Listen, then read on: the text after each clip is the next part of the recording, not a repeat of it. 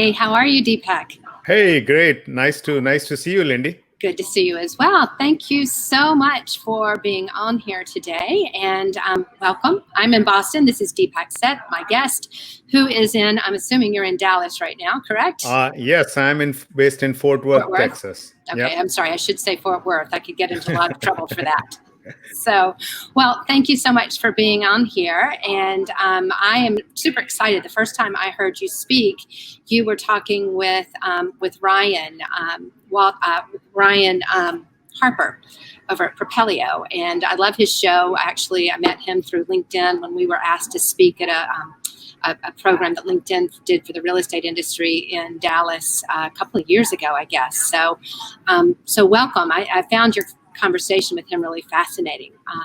So for those of you that are joining us, let us know where you're from, and let us know any questions you might have for Deepak or for myself. We're really going to be talking a lot today about technology and innovation. Deepak is a business technology leader, an innovation leader in the business world, and I love your insight onto technology and how that's changing things. And we also want to talk a little bit about the opportunities and the changes that I think COVID-19 is certainly going to usher in, and I think open doors for technology in ways that maybe we haven't even imagined. So Deepak, I think I've talked long enough. I really want to hear from you. Share with me a little bit about, in our audience, who you are and what you do. Okay, nice. Thanks, Lindy. First of all, thanks for having me on this show. And I really appreciate your enthusiasm and passion for what you do. So that's what made me. And another important thing is the power of LinkedIn. So you saw something which I did with Ryan Harper, and now you decided to bring me on. So that's wonderful indeed. So it makes one thing that technology is working. What we are putting out there, people are watching and paying attention to. So basically means I've been working in the space of innovation and technology for many years now. I like to think of myself as a visionary, as a futurist. In fact, that's a role which I occupy on one of the local bodies on the organization committee for Association of Business Technology Professionals, the Dallas-Fort Worth chapter. I am the visionary and futurist on their team. So basically looking at trends, looking at technologies, and trying to see what impact they can have on business. What do businesses need to do in order to deliver value to their customers? And to do that, they need to stay up with the times, need to understand what technology can do and also what technology cannot do, and be mindful of the disruptions which may be coming. An interesting thing which comes to mind as I come to that, few years ago, Harvard Business Review had carried an article about how disruptions happen and how they can quickly upturn, bring about a change in the fortunes of companies. And then I had written a rejoinder to that, which was again published in the Harvard Business Review, where I was talking about disruption. Though it appears to be sudden, it is never sudden. It is coming for a long time. And companies, if they want, companies, people, individuals, they can do a lot of things to be prepared for the disruption.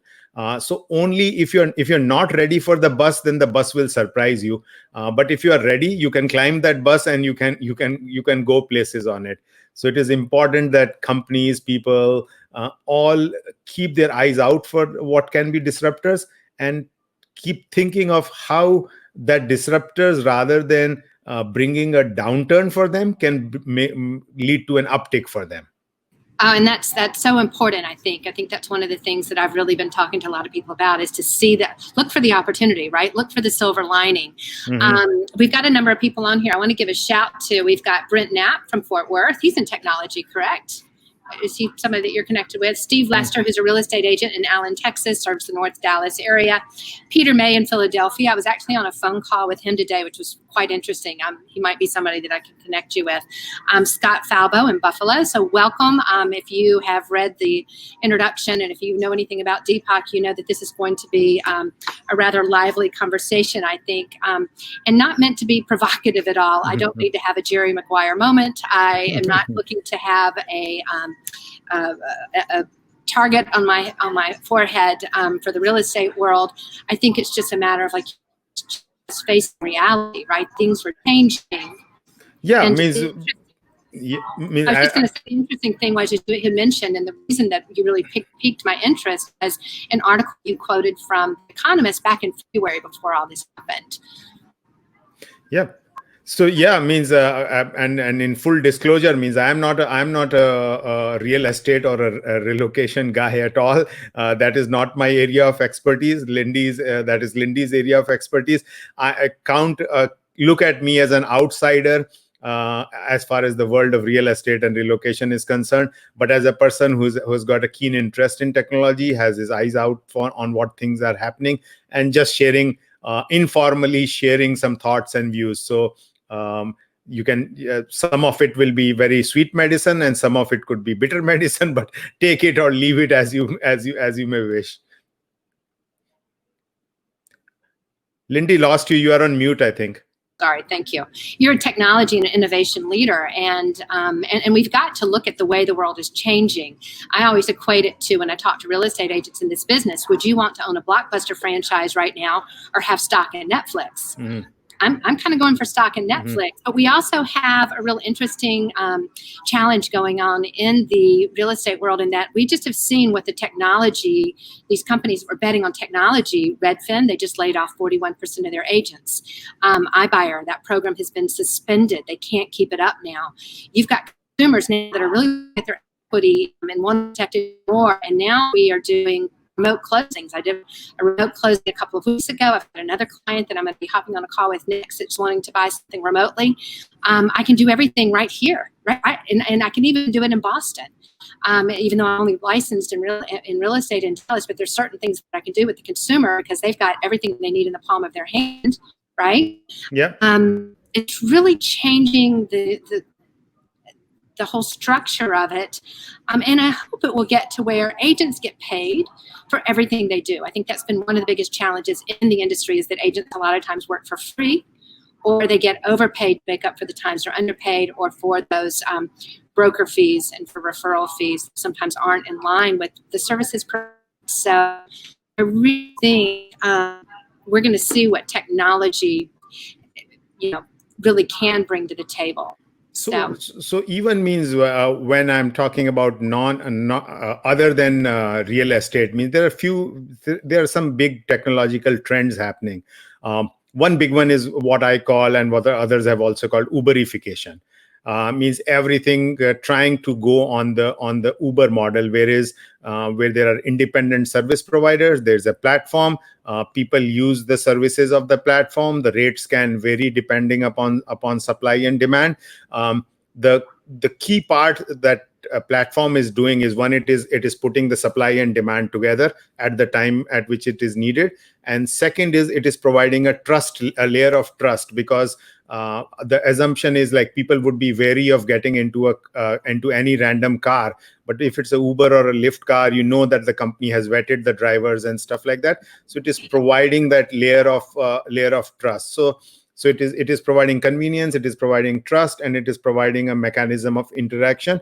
And the rates are variable according to demand and supply. So this is a model which many other sectors are trying to replicate, because now the framework exists, the technology framework exists, and you can think of many different businesses where the same model, the same Uberification can happen.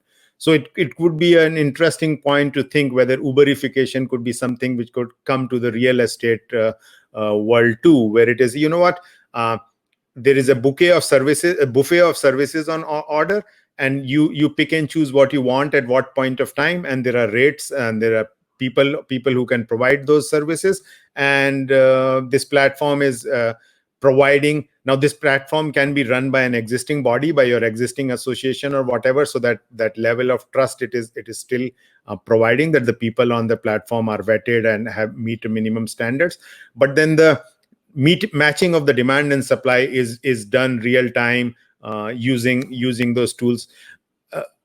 Because one other thing which it does is that many times I think the consumer, and I was talking with Lindy also, you don't need, for looking at a particular house at a particular time, you don't need that one specific realtor to be there, because most of the times, if it's a large metro and it's in an area different from where they operate, they are not providing any useful value other than just opening the door and letting you in, kind of thing.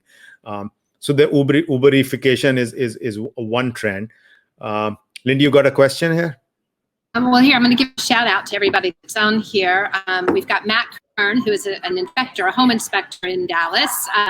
Bill Wendell. Bill is somebody that you would be interested. He speaks way over my head. He's a tech guy. He's an MIT guy in Harvard. You should connect with him and talk. He has a lot of really interesting perspective on the real estate industry and how it should be. And he's been banging this drum for 20 years. I think it's really going to take the consumer feeling like they have a voice, which is really one of the things that I'm really trying to do, is help the consumer's voice be heard. I was getting ready to do a man on the street interviewing people to just get them to share their frustrations, because I think the industry needs to hear about it and work to solve it, right? That's what any business does. We look at the consumer and the challenge when you talk about Uberification, we have changed. The consumer has changed, right? We've got everything in the palm of our hand. We shop differently. We're looking at houses differently. We have a lot of information. We need really somebody that can open the door and somebody that can decipher that information. But agents, by and far, I think, are spending a lot less time on the actual day-to-day work of working with the client. They're more lead generating and looking for the next client. And working to keep the broker afloat. I mean, I hate to say it, but there are just some real challenges for real estate agents. So again, I'm not anti-agent. I'm very pro-agent, but I'm really pro-agent in working smarter. And I'm sorry it's so loud in here. I told them I was going to be doing this, but I'm in the lobby of where we live. So let me give a few more shouts out. Charles is here. Hey, Charles. Amy Jacobs is an agent and focuses on relocation. Wendy Gilch is on here. She has a platform called Selling Later. If you're a real estate agent on here, Matt Kern, she's somebody you want to connect with. Right now, when people are worried about putting their home on the market and they're worried about days counting against them, Wendy's platform allows you to put your home on the market without it being in MLS and to let your neighbors know, let other agents know that your home is available for sale, or maybe it's going to be on the market in July.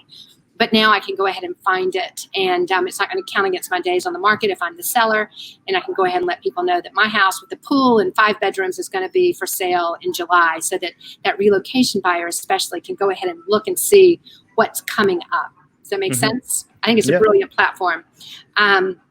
So welcome, everybody. Appreciate it. Please continue to let us know. Chris Roberts, welcome. Thanks for being here.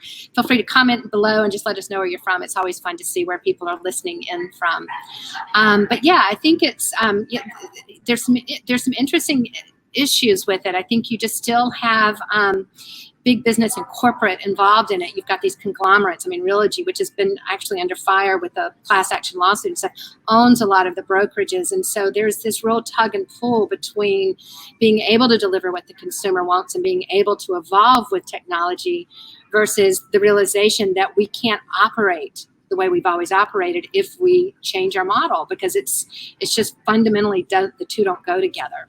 Yeah, I mean, so this is an interesting dilemma which has been faced in many different sectors at various points of time. And I think in some context, you had used the word tipping point earlier. So at a particular stage in the evolution of any technology or interaction between technology and consumers, you hit that particular point where things start changing. So maybe the time is ripe for that now. Maybe things like COVID will bring about changes. I spent a lot of. Can I say something real quick? Bill Wendell said 1 in 3 agents has less than 2 years of experience.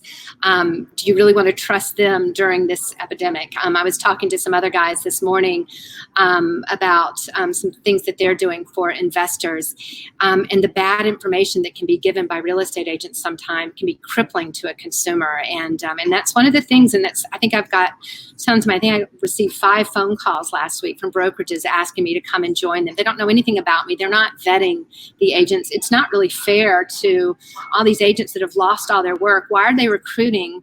Why are these brokerages recruiting more agents? Why are they not making sure that the agents that they have are successful? Right? So another person on here is Michael Walsh. He is in Toronto. He's an agent that works exclusively with buyers. That's another challenge that I see, is that a lot of times the consumer doesn't know the questions to ask. They don't understand how commissions work. They don't understand referral fees. They don't understand that the listing agent is actually working for the seller. They're working for the broker. That can be a real conflict of interest. And again, it's one of the things that is under fire in the courts right now that they're working to make some changes with. But again, you got to know what you don't know. You have to know the questions to ask. Yeah, absolutely. And so welcome everybody who's on the calls. Nice to see so many people joining the conversation. That's wonderful indeed. We spoke about one trend, which was Uberification. Uber brought it about, and the point I was leading up was going into was the tipping point, and the point around. So many times, I lived in Rochester, New York for many years, and as you know, it's the place where Kodak was. And Kodak invented digital photography, but everyone knows what happened to it, because they were so stuck on film and they couldn't move past it. Now, in this world, in the world of real estate and realtors, I am seeing, like Lindy and you and others maybe are trying to stay ahead of the curve. Maybe the larger body is not there yet. I mean, it will see what's coming ahead and morph accordingly, or it may fall by the wayside. Both the things can happen. So Kodak, the latter happened. It fell by the wayside, and there are other companies which have continued to evolve as things changed and have managed to stay ahead of the curve. Now, I spoke about Uberification. The other interesting trend, means a broader technological trend, again driven by the name of a corporate, could be Amazonification, which is how the customer expects everything to be very easy. Means it is not. I mean, the consumer, as a customer, I myself as a consumer, I just want to be able to click one, or it's like the Staples easy button. You call it Amazonification, call it Staplification, or whatever. You just want to press a single red button, and it should be buy now, or get stuff done. And this can link up to the earlier point you were making about consumers not having information about many different things.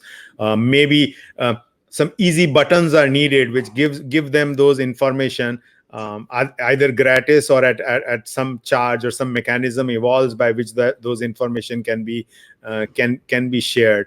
Means an important component of this is because right now I think this entire experience, which the real estate transaction is taken as a one single experience, and a blanket price has been applied to it, like the 6% or 3% buyer, 3% seller, all that agent kind of thing. But what constitutes that basket of services means at some point of time, sooner or later, means that basket will need to get broken down in its individual components, and those components would need to get priced separately, because many of the things which are driven by technology, the prices have fallen. So even the work involved in getting A and B to meet each other may have been phenomenal earlier on in the early days, and so a high value could have been ascribed to it. But in these days, when all the information is available on the internet, means it's a low cost transaction. So why should the same premium be charged for that activity when it is no longer such a high cost activity? So those streamlining of those costs. So one is the streamlining of the costs, and the repricing of the bundle may need to happen. Second is the services which make up that bundle can be offered discreetly, rather than, okay, you have to take the full bundle. Maybe I don't want the full bundle. I want only A, B, and X and Y from it. Yeah. And the challenge too is, I used to work for a full service brokerage where I started out paying 40% commission splits to them, and I was very limited. I couldn't list a house unless I listed it at 6%. And that's not against the rules that a brokerage can set the listing agreement or listing commissions, but the industry as a whole cannot set it. So there was no problem legally with them doing that. But it did keep me from being able to tailor my services, tailor the commissions that I accepted on the services I provided. So when I left that company, I went to a company, and there are more and more of these brokerages that are popping up, where I only paid $5,000 a year. Well, that's very different than what I was paying at this other company, because not only was I only paying $5,000 a year, at the other company I was paying $200 in desk fees just to be there every month. This other company, no bells and whistles, but I really had everything I needed to serve my clients. One of the things that I would do when I listed a home is I would give them a list of things that I wanted them to do. I would knock my price down by 1 or even 1.5% if they would do those things. For example, one of the last ones, I said, listen, we'll take $8,000 off the listing price, if you will. And I named the things I needed them to do. I needed them to board the dog because I didn't want to have to show a house with a dog and if it smelled like dog.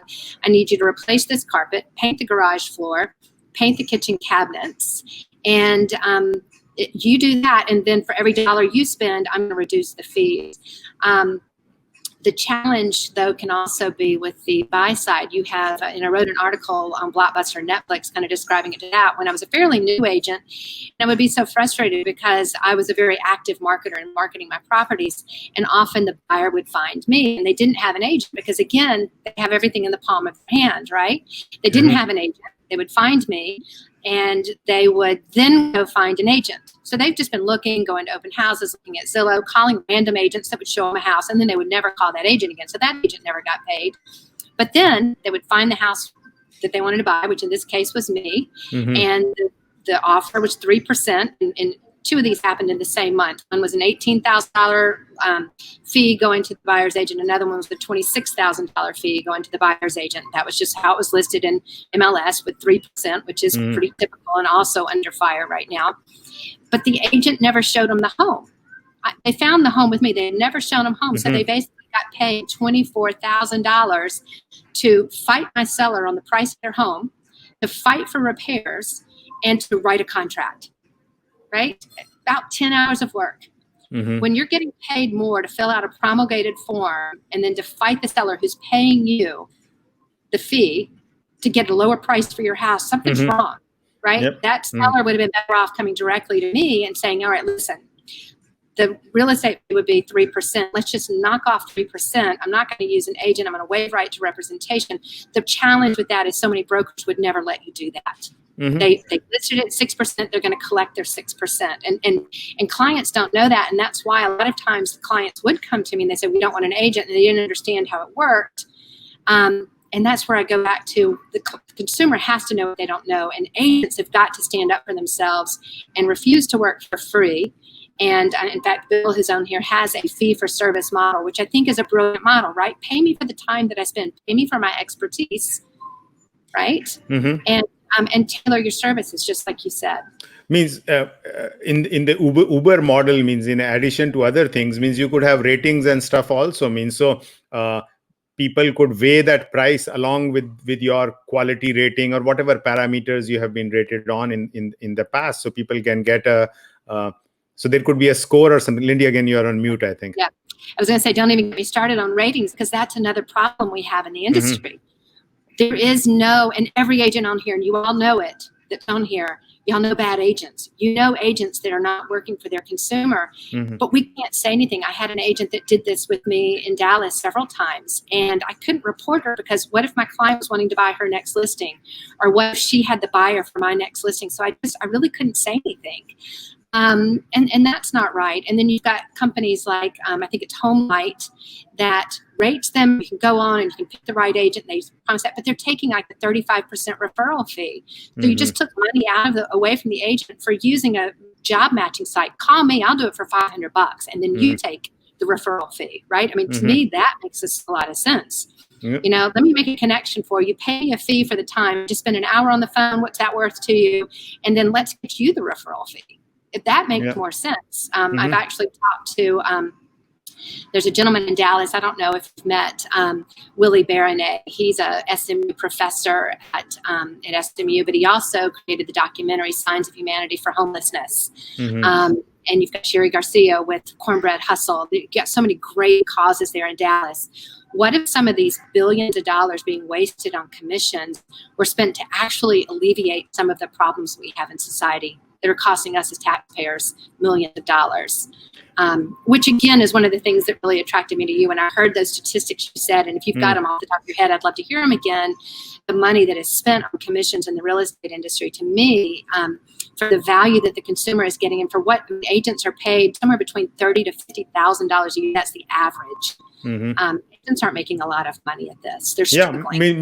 Those stats came from the Economist article, but I can repeat them again. I don't have them top of my head, but I've got them noted down here, so I can. Okay, I'd love to repeat them. I actually linked the article in the above. If anybody wants to hear more and know that Deepak is not making up these statistics, but I think it puts it in perspective. And we can do better than this, but we're going to have to do better when this is over. Yeah, means the value of residential properties sold in the US in 2019 was 34 trillion. The total value of residential properties 34 trillion. Retail and commercial is 16 trillion. So it's like $50 trillion. And that is more than the market capitalization of all listed companies. 7% home change hands every year. Home owners traded property of $1.5 trillion in 2019. Paying $75 billion in commission. Stocks of $40 trillion were traded every year, but the fees paid is only $10 billion. So it is $1.5 trillion of real estate and $75 billion in commission, and $40 trillion of stocks, but just fees of $10 billion. So just compared to real estate means in stocks and all, it is much less.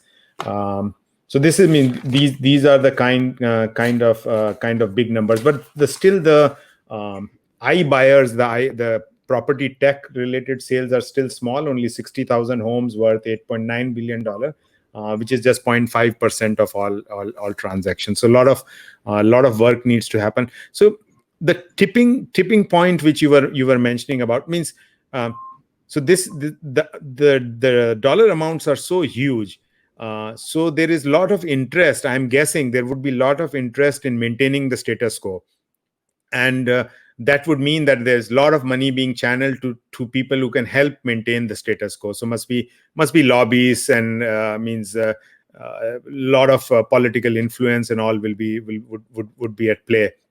Now, what brings about change means like the taxi companies didn't go out and create Uber. So since till Uber came along and Lyft came along, means the taxi unions or the taxi associations are not created Uber. Similar nexus exists in the auto dealership sector, where nothing disruptive change has not come about yet, because it is a well entrenched and well linked into the political process kind of system there too. But then an Elon Musk can come about and create a whole Tesla and then try to create a mechanism where cars can be shipped directly to the house kind of thing.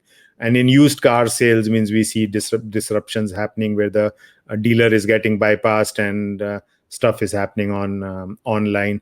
But it takes time to build that critical mass where it can disrupt the status quo. So either a newcomer will come and disrupt the status quo, or the preferred method could be that the existing association of means the realtors themselves come to a conclusion that, you know what, this gravy train has gone along too long, but we still want to ride it, but let's keep controlling the engine, but in a different kind of way, modify the way they work and change kind of thing. So right. And I don't know the intricacies of the system, but this is what I'm guessing is going on. The intricacies are interesting. I think that was one of the things that hit me. I attended Inman Connect in New York City.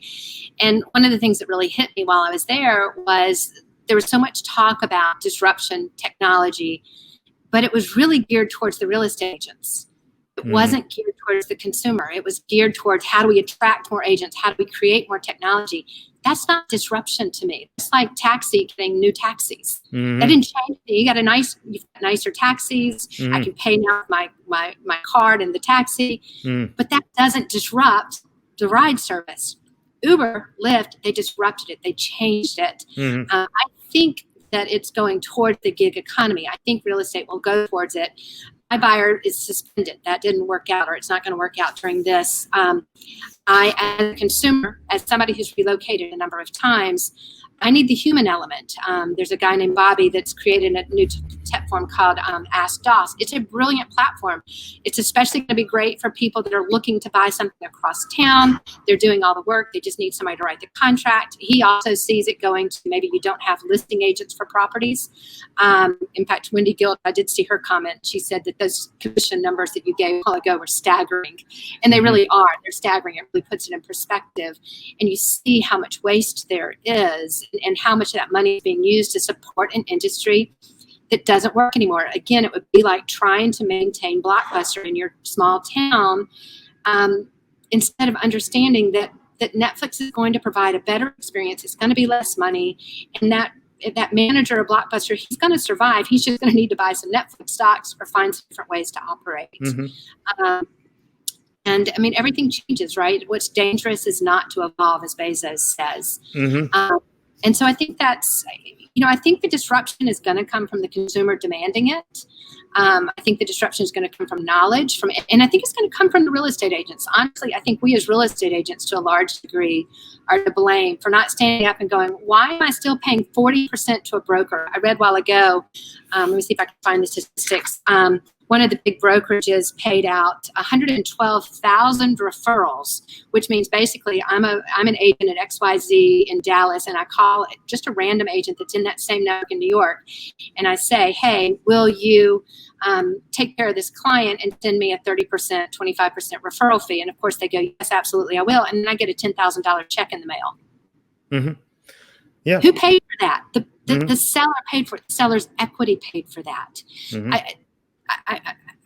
I don't want to be. I'm very free marketplace. I'm very much of a free economy. But I think it just has to make sense. I have to be able to justify the value that I've added with the paycheck that I get at the end of the day. But I was going to finish that statistic. 112,000 for at the cost of $36 billion. That was just one company. That was just one company. Wow.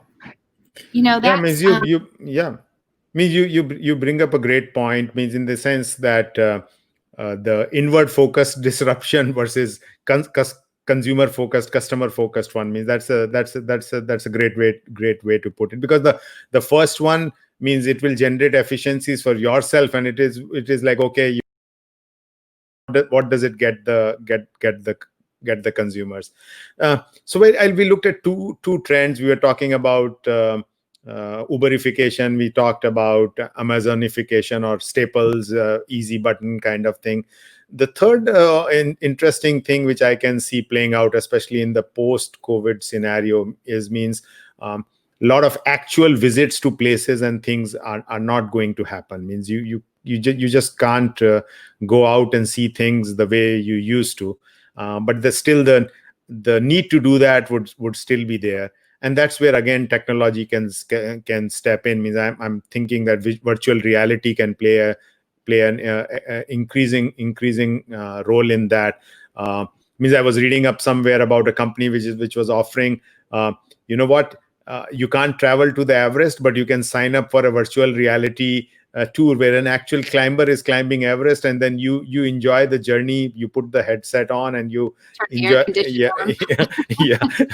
So, and I think we connected with Ved the other day with Flip Spaces, and they've got a great technology. I know we talked about the virtual reality classes. I think sellers, now that they see that you can actually just tour my home without me having to pack up my children and put them in the car and drive away, and the seller may or may not, the buyer may or may not show up. I think sellers need that option, right? To be able to let people virtually explore their home, see their neighborhood, and have some kind of. The other big challenge is that agents are so they're so struggling to get that next client. They'll go show a client anything, anytime, anywhere, without having any documentation, without having completely.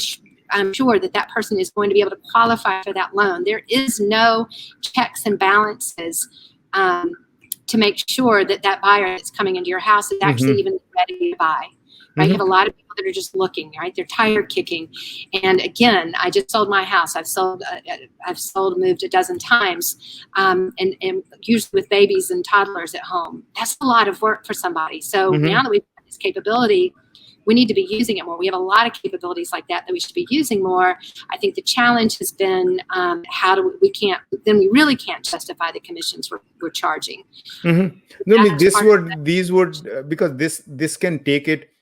These, if one decides to use these technologies, means that can be a pretext for keeping the commissions also, if this high value can be provided. Because right now what happens is, even when somebody is actually physically and going and looking at a property, you're doing that at a particular point of time.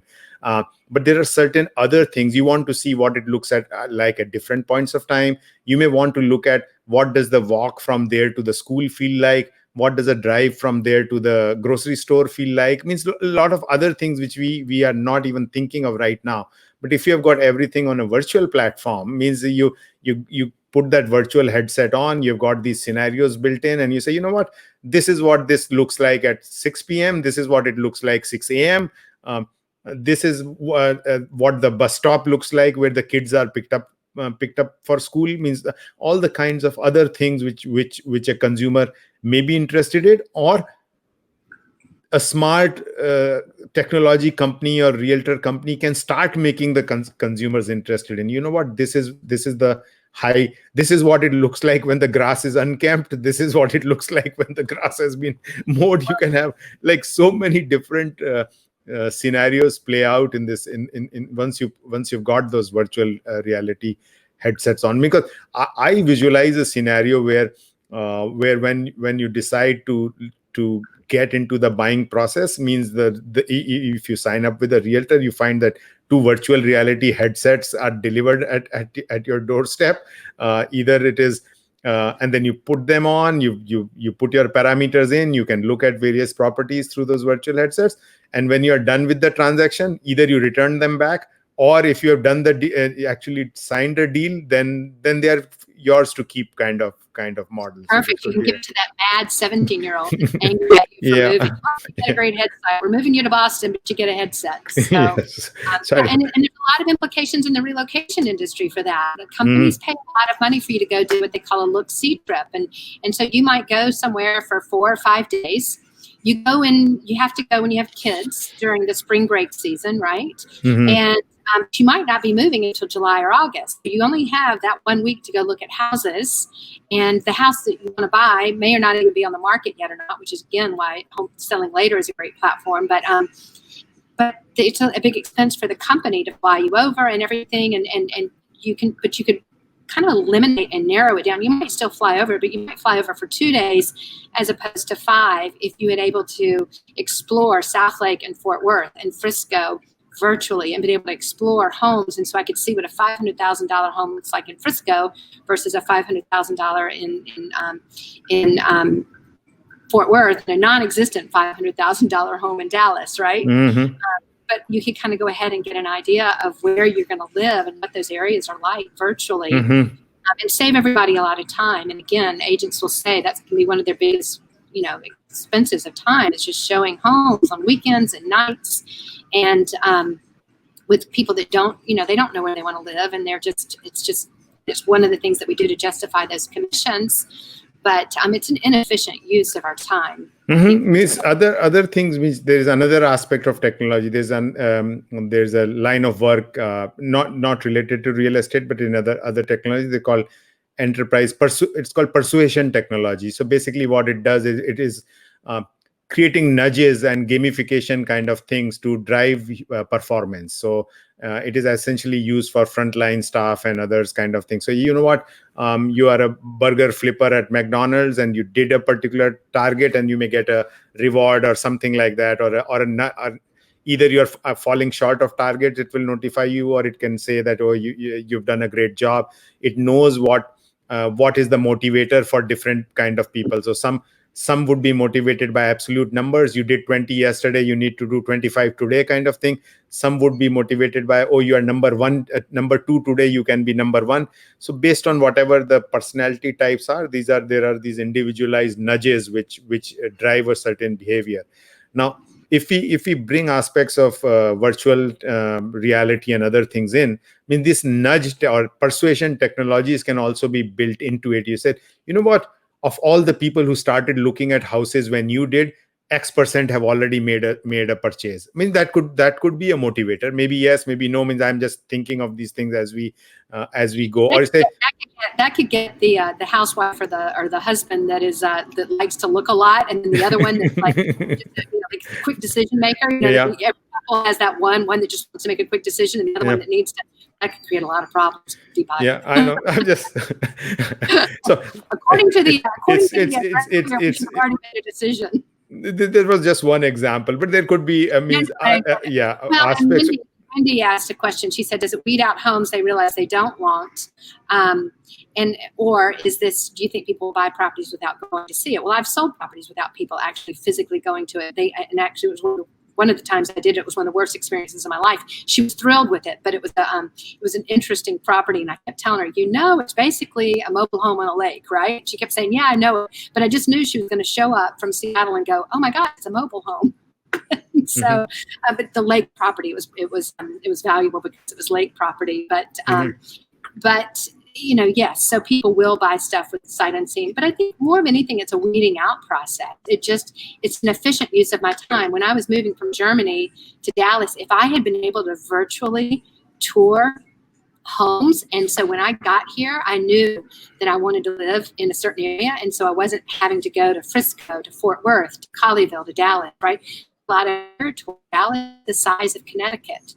So virtual reality would allow people to kind of narrow it down, or to, really get an idea of the neighborhoods, the areas, and just to narrow that search and to spend their time. Because again, when you're relocating, sometimes you only do have 3 days, and Dallas is a lot of territory to cover in 3 days. So, So Wendy, I hope that answered your question. And continuing on the same trend, means that in addition to the typical broker's role in the sales process, there are other associated processes like mortgage and others which play a key role. So I know Scott Falbo, who's out of Buffalo. He's joined the call. So he's a smart guy. He's set up his own company called Lender Logics. So basically what this does is it streamlines the mortgage process. I don't know the exact details of it, but I would strongly encourage for people to go and check it out. What it does is it helps streamline the process of application for applying for the loans and stuff, and so that it cuts down the time involved in that. So that could be another place where technology is playing a role. And and I think for me the biggest thing with, and I know understand mortgage side. I don't think they have some of the same problems with oversight. They're like us in that they have a lot of lenders out there that are fighting for the same customers. I often use the statistic that NAR uses that there's 2 million real estate agents in the U.S. and about 5 million transactions last year. Numbers don't work out real well. I just read something about one of the big brokerages. They have 112,000 transactions. They had 15,000 agents, which works out to about 8 transactions per agent. There's another huge company here that's about the same. It works out to 6.2 transactions per agent. Agents aren't, they're kind of the pawn in all of this. I think they're the ones that are getting cheated. And you do have, I'm waiting for that brokerage model. Maybe it will be AskDOS. Maybe it will be somebody else that really comes out and is pro-agent and pro-consumer. I think it's, we've got to find that solution. I don't have the solution. I wish I did. I'd be a multimillionaire now. Maybe you and I can talk, because I do have some ideas I have ideas of how I would like it to work as a consumer, right? To make it for me. I don't want to work with one agent. I don't. What if I don't like them? What if I'm in, like when I moved to Boston, I was given an agent that specialized in residential. We're renting for a year and then we're going to buy a condo. I needed somebody that really specialized and knew the apartment market, the high-rise market, and knows the condo market. That's who I need. I don't need a residential agent that sells stuff in Waltham. That's two very different things. When I moved to Dallas, I really needed an agent in Frisco one day. I needed an agent in Fort Worth the next day, right? Yeah. And agents, that's one of their biggest frustrations. I would love to solve that for agents. So you never work with a client without getting paid. Right? You don't go to a lawyer. You'll never go to a lawyer and not get paid, right? I mean, a lawyer's going to charge you. If you make a phone call, you're going to get charged. Why are we not, as agents, as real estate agents, being more valuing our time more? So I think this will be interesting. I think it's really going to weed out the agents that don't have to work. Means even the law industry has got disrupted greatly by technology. Means like lot of the basic cookie cutter work is all means asklaw.com or whatever, means whatever other sites are there, wills and registrations and deeds and all that kind of stuff. People are just doing online. So means those disruptions have come there too. So they will come in almost every sector. Means this. So what would your we were talking about, let's go back to our original question. Our original point is that COVID is going to change everything. This is going to change a lot of things, I should say. We don't need to be panicked about it. If you're in the real estate industry, if you're in the lending industry, if you are someone like in any part of the real estate industry, we don't need to be panicked. We need to look for opportunity. Have you ever read the book Originals or Bold? Bold by, let me get this backwards, Adam Grant is, okay. Two great books. And I would highly suggest anybody here in real estate agents in particular to read those two books. But what would be your advice as somebody that's an innovator and in technology for anybody to survive this? So it's interesting. So I was on a phone call with a bunch of friends in India. And so all business leaders, and so the similar conversations were going on there too. And they were talking about, now with so much work from home becoming such a big reality, means a lot of the big companies who have like hundreds of thousands of people, means all the back office work gets done there. They have huge office towers and all. Maybe 30% is the number which they came up with. Maybe 30% of those space may no longer be needed as they decide more and more employees can work from home. But another one brought an interesting point. He said, these days people are working from home, but the efficiency of our coders and developers has gone down because a lot of work, when people are co-located, when they're at the same place, means a lot of the people assume that coding and development work is like every individual to himself. But actually, there's a lot of teamwork going on, people helping each other and all that stuff, which the work from home model has not reached that maturity yet where it can be done to the full extent possible. So what the exact impact on the commercial, say, real estate would be, means one would have to wait and see. Means obviously the whole decline in the economies of the world per se would have an impact, because means that there's nothing happening. Means oil has reached negative prices. The companies are willing to pay buyers to take oil off them. That has never happened before. So it's a weird situation to be in. But this is the time. I think I had a slide somewhere, and I'm not sharing it, but I'll just pull it up here for myself for a second. Just give me 1 second. So when we are talking about COVID, and I said we can fight COVID with COVID. And what I meant with that was the C was for crisis management, collaboration tools, communications plan. So like any other sector, means these are things which the real estate sector would also, that's the immediate focus. Means how do you deal with the crisis? How can people who work remotely, means that's all part of the C thing. The O is for organizational stability and operational excellence. Right now, the focus is on organizational stability. How do you keep the organization stable?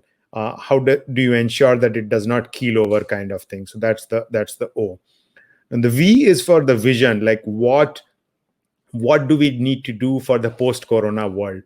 What would the future of the world work going to be? What are the emerging technologies? So that is what we are talking about right now, the V, the vision for the post-corona world. The I is the innovation for resilience, because whatever model the technology world comes up with, the real estate world comes up with, means it needs to be very, very resilient, because this is something which can happen again. It's not the first time it has happened. It happened 100 years ago, but it has happened again, and it can happen again in more shorter time frame. And the D part was the disaster recovery, business continuity, disruption readiness. So you have to be ready for disruption. So once again, fighting COVID with COVID, C being crisis, collaboration, communication, O being operational excellence, organizational stability, V being vision for the post-corona world, I is innovation for resilience, and D is disaster recovery and disruption readiness. I love it. I would love for you to send me that slide. That is a LinkedIn post right there, Deepak. You need to make that a. It is. I think I had shared it on LinkedIn earlier. Yeah. Okay.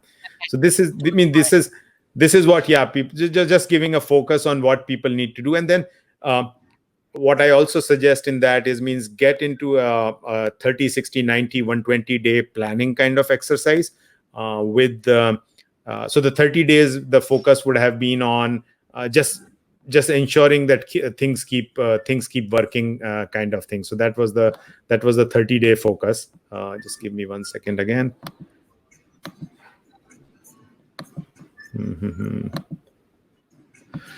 So 0 to 30 days was just the initial response, and everybody was trying to figure out work from home and others.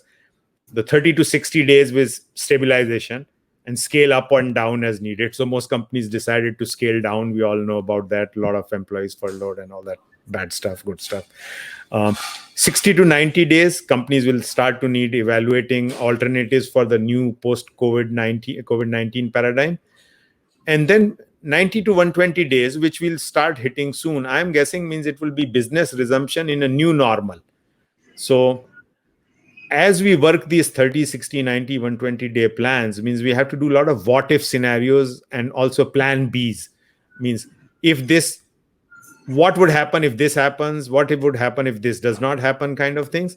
And if this happens or if this does not happen, what is my plan B? What could I be doing? So this is something which everybody needs to be focused on, irrespective of what sector one is operating in. Yeah. No, that's great. It's really helpful. Yeah, I think this time is going to define us and define who's going to evolve and and change, especially in the real estate industry. There are going to be people that evolve, and they're going to stay, and they're going to continue to have great careers in it. But you're going to have to rethink it. Or it's a time. I'm going to be talking to Scott Simpson of Video Marketing World tomorrow to talk about ways that real estate agents, people in the real estate industry, whether you're a lender or somebody like Matt Kearns, who does a really great job marketing. He's an inspector, or somebody like Roger Wakefield, who's in plumbing. What are some ways that you can innovatively use video and marketing to, whether you stay in the industry you're in or whether you need to recreate your career? So, yeah, we've got to be innovative, and we have to have a vision, and we have to be willing to disrupt. I can't remember what the C and the O were, but that was the vid part of COVID. This means human beings themselves, means the dinosaurs became extinct. We survived. A disruptive event happened. So this time around, a disruptive event has happened. Mankind will still figure out a way to survive and thrive despite all this. Means in the real estate field also, there would be dinosaurs who would perish, and then the smarter mammals or humans would figure out a way to, as you said in the beginning, the silver lining in all this. They'll figure it out. Right.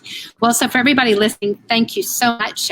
We do hope you'll look for the silver lining and reach out to me or to Deepak if you want to ask any questions. I will put his information for his podcast and his Twitter handle back in the comments shortly, so that you can find that there. Really appreciate everybody being on the call today. And Deepak, any closing words?